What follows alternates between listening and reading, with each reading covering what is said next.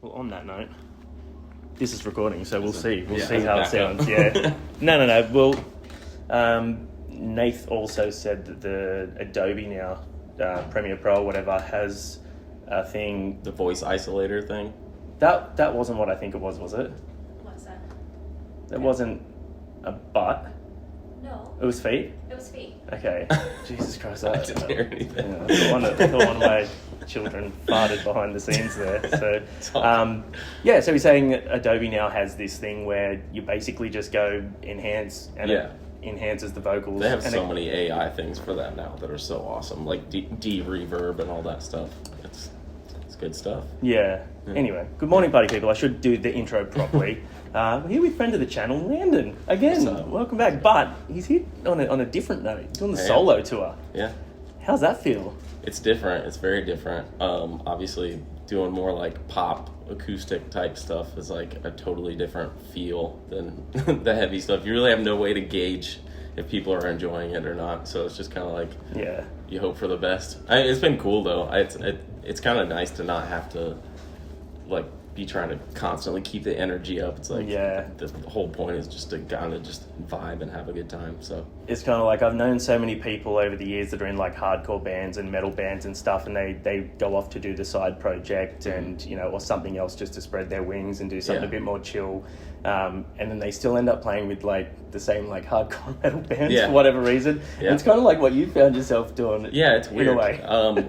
I've done a few things like in the past with other like artists and bands that were kind of doing similar-ish type stuff, like not heavy, but we're also like in heavy bands on the side, and that's always really fun because I feel like the entire crowd just knows exactly what they're in for.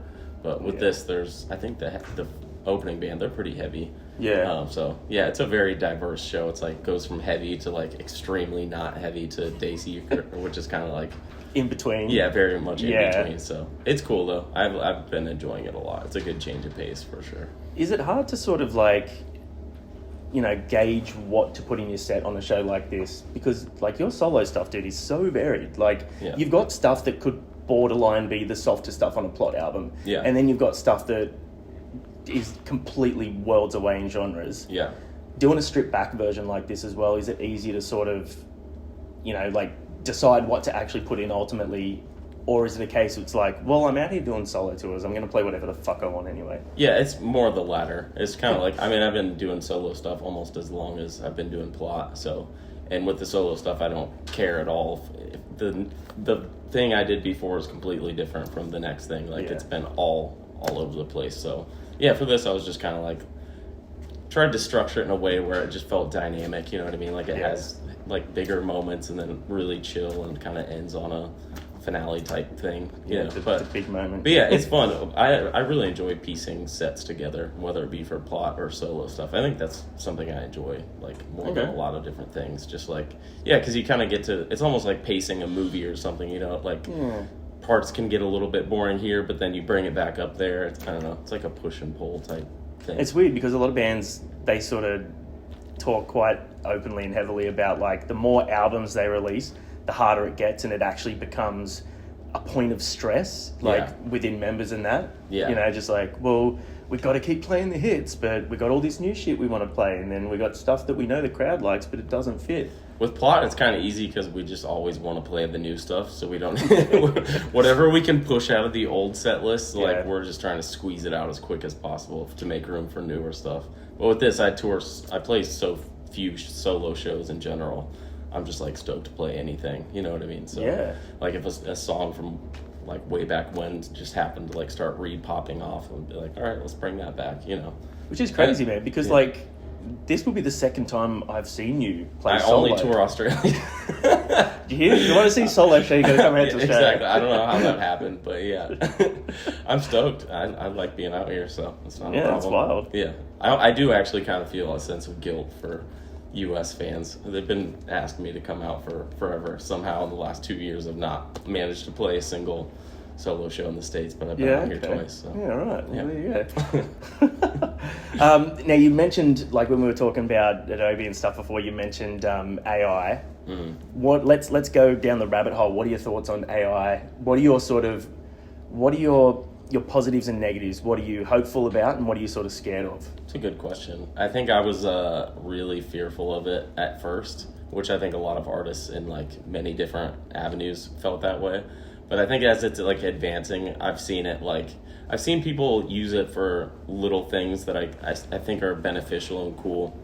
And then I see other people already trying to like write full songs with it. And that's a little bit of a weird area. Like I worked with somebody that was like, they literally would just like plug in ideas of a song and then it would spit it out, and then they would use pieces of that. And I didn't know how to feel about it. I won't name names, obviously. Go on. But that was like weird. I don't really know how to feel about that. But I will say I found tools like you can sing a top line, like a chorus melody or something. And then there's like 20 different voices and they all sound like vastly different. And you can plug their voice over what you sang. Like it could be a whole song you could sing and then plug their voice over it. So in terms of like songwriting, say I'm trying to write a song for somebody else and my voice is nowhere near theirs, I can just put a girl's voice on to kind of showcase the idea to them. And that makes that translate a little bit easier because obviously, you know, I don't have a female voice. Like it's a hard thing to present. So for those purposes, I think it's really cool. And even just like for like getting inspiration when you feel stuck, you know what I mean? I think that's fine and cool. But I think in the coming years, like as it advances and it starts getting more into like the technical side of like mixing and mastering and it gets better than people, that's where I'm like, fuck. That could put tons of people out of jobs. But well, that's my main concern is when we've got something that can do so many things as well as a human, or better than a human can. In some cases, But like I'm also still, you know, like confident that especially in music and movies, like, and especially in, you know, the scenes that we're involved in, like there's nothing that is ever going to be quite the same as that like raw human emotion that you can get, you know what I mean? Like a computer is not going to scream feel nothing the way that you did and have it resonate with people as deeply as it does.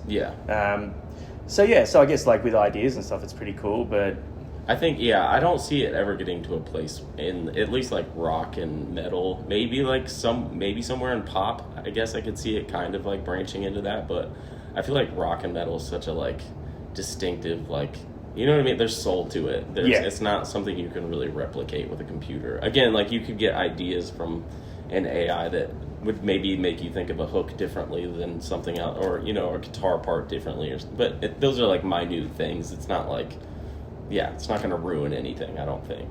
You never know, though. Who knows? You know, the machines might take over. It could completely ruin everything in 5 years, and I could be out of a job. So, no, I don't think so, man. I think that there's still. You work with so many fucking bands now.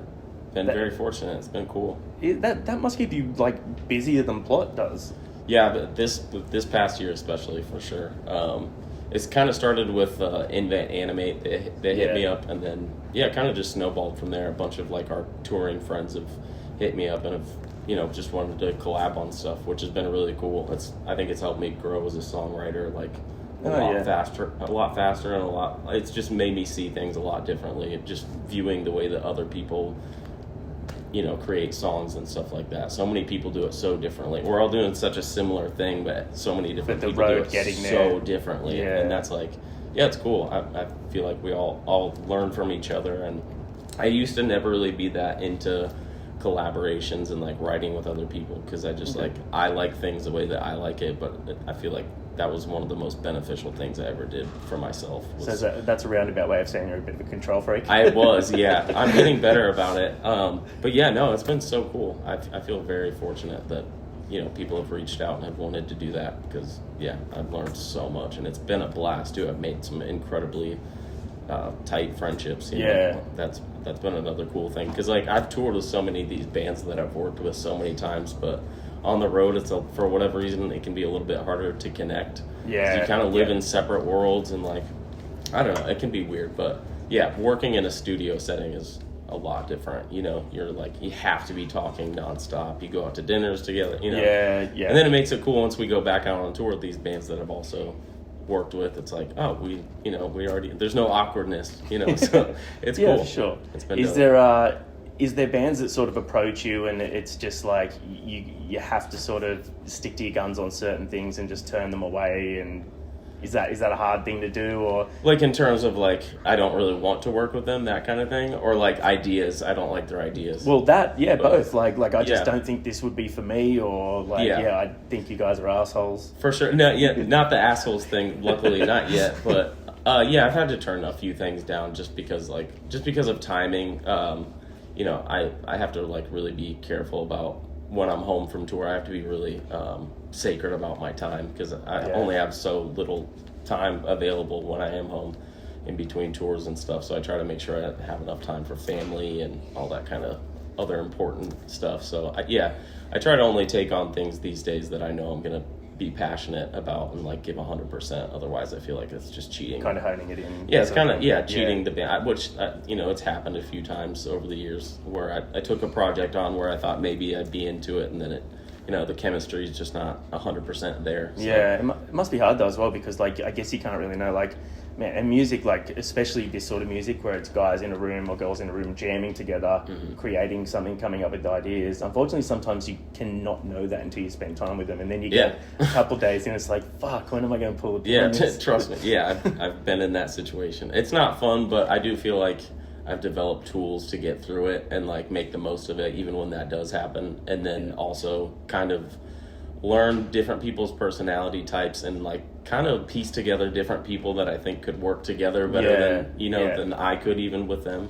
That's another like cool benefit of just like getting to know so many different people in the scene over the last 12, 13 years. I know a bunch of other producers that I think would work well for other bands, and we all kind of know each other's strengths and can like send people to different people for different things that we know they would just do better for them. So it's cool. It's a good network. I feel like it's actually a very like fruitful, kind, like generous.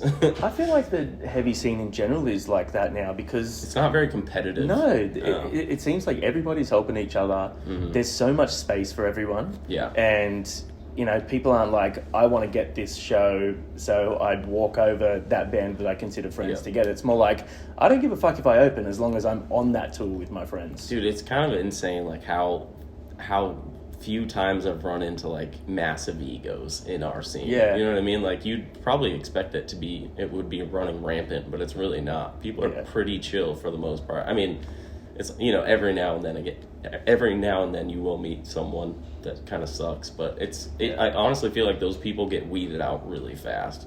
I think so, because word spreads, man, and people don't want to spend their time with people that are going to do anything other than like bring them joy, especially on the road. Yeah, because the road's you're stuck with them for a month or two. Yeah, like the last thing you want to be around is shitty energy, Yeah. So I feel like those bands actually really do get weeded out pretty quickly, or the member, that one guy that just sucks. Yeah, I've seen it a million times, but you're right about the egos, man, because like especially doing what we do, spending so much time with bands, it's great for us. We love it, and we've formed some great friendships. Yeah. And we're so lucky that we haven't had any of those moments where it's like those meet your heroes moments where they've turned out to be a full like asshole. Yeah. Which, like I was saying, from our perspective where we are, like realistically, press could essentially be the most loved or the most hated part of it for bands, because you got to do it so much, and you get so much of the same shit. Well, that's why we always say yes to your guys' interviews. Because there's going to be something dumb that we ask. Pretty much.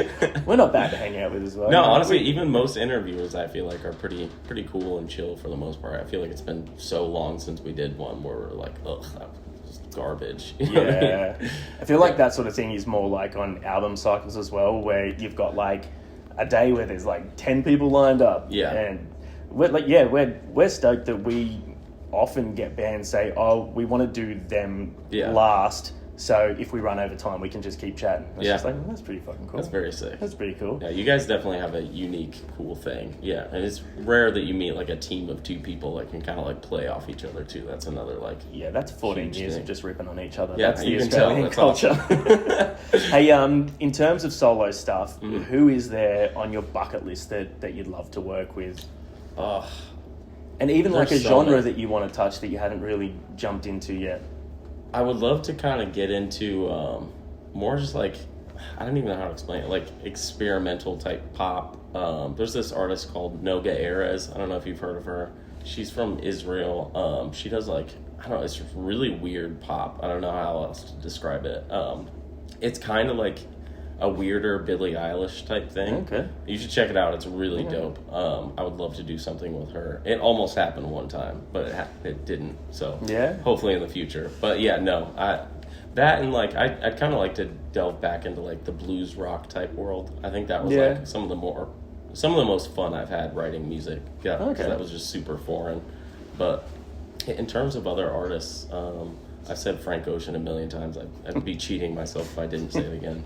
Just got to keep throwing it into the universe. Man, I feel like a Landon Tewers Post Malone collab would be sick. That'd be cool. Yeah, I'd be down. He from everything I've heard, he's like the nicest dude. So yeah, he seems like.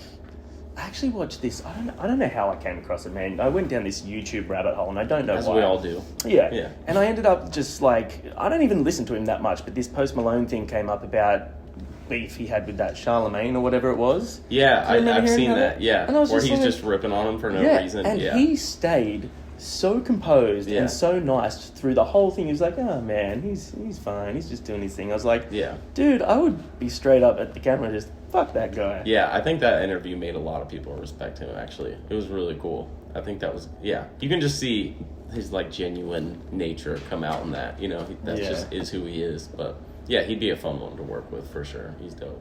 Yeah, for sure. Hey, so I want to ask something, right? Now, I asked you who you'd like to collaborate with, but I want to know if you were to make, like, super soldier band, like supergroup, your supergroup. Oh, shit. Yeah. But see, for you, it's going to be a bit harder. I'm going to ask this question to most people, but because you're a producer, I want to know who's going to produce it. Okay. I want to know vocalist, 2 guitarists, bass, drums, keyboards. Okay. DJ if you want to go down the hip-hop Slipknot route. I don't know. I think it'd be really interesting to have Jason Joshua produce it. He does, like, I think he's done Beyonce. He did like a bunch of classic pop records. I think it'd be really interesting to see him do something in the heavy world. Okay.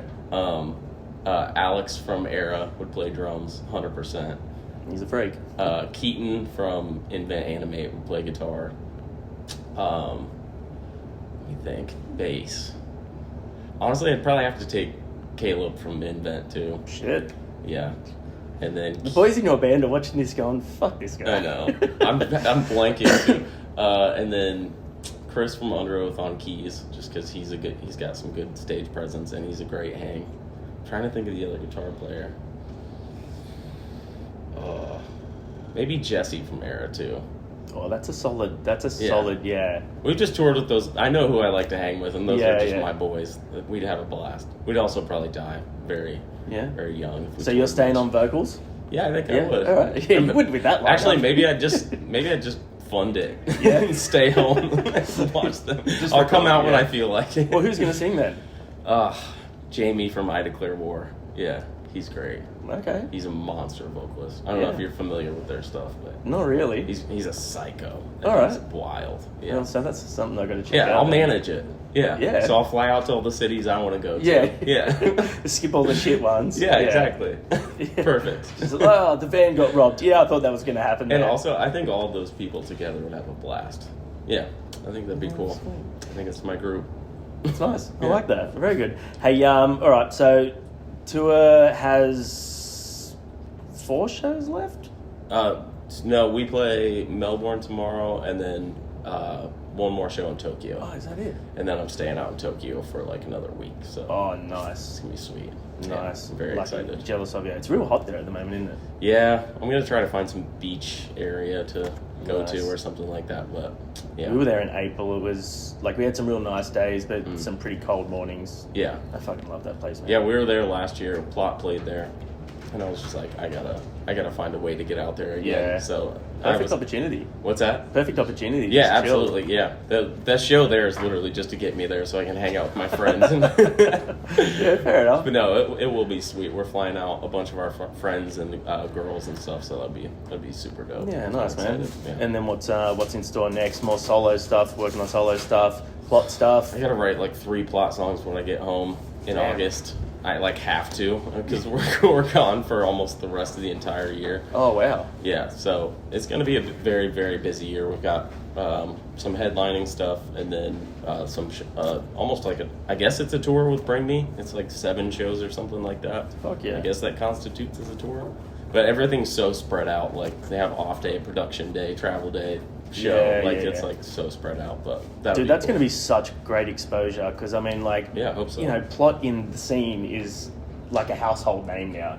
You know what I mean? Like, I hope so. It is, dude. Like, you guys are one of the most, like, Plot are one of the most talked about bands in terms of like originality and creativity and all that sort of stuff, and just being consistently good. Thanks. Even if you release stuff that's different, you guys don't cop much hate, but there's that next level of bands like Bring Me In. It's just like, fuck, like, I can't imagine them walking away not going, I need to check that band out. I really hope so. I would love to do more with them. I think they're probably my favorite band in the scene at the moment.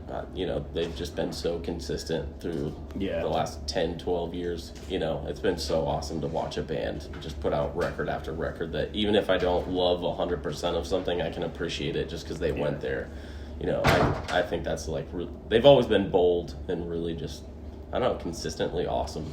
I think that's the most admirable thing about them is that willingness to just do whatever. Yeah. That's the same with Plot, man. Like, that's the same with your songwriting. You can always tell that you're not happy doing the same shit. I love that one video you guys made. You said something about, like, me not taking a break, like, fuck your mental health. I was dying laughing. It was so funny. That was on the last one. I remember just saying, I'm sick of fucking talking about how good this guy's vocals are. Well, what was funny about that is I watched that at a time where I hadn't had a day off in, like, 3 or 4 months. I was like, this is peak humor right now. So good. To be a fly on the wall. Yeah. Well, dude, I'm going to go and let you get some rest. Thanks for hanging out as always, man. Thank you. Always appreciate your time. Enjoy the rest of the tour. Hopefully you'll be back sometime soon. So. Yeah, you will, man. You're pretty much we're always here. We never can't escape it. Thanks, dude. Thanks, dude. Appreciate it. Peace.